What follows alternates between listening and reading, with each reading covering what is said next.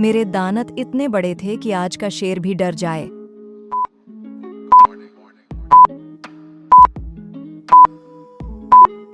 صابر دانت والا شیر میں اڑ نہیں سکتا تھا مگر پر رکھتا تھا، اور اب صرف تاریخ میں زندہ ہوں۔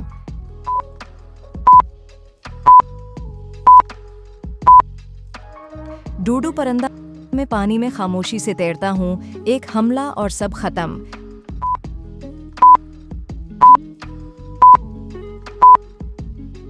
شارک میں دکھنے میں سست ہوں مگر میرا کاٹ سب سے خطرناک ہے۔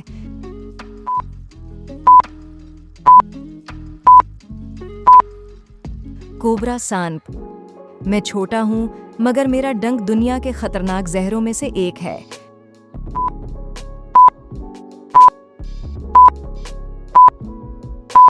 بچوں میرا جسم سخت خول میں بند ہے مگر طاقت میں سب سے آگے ہوں۔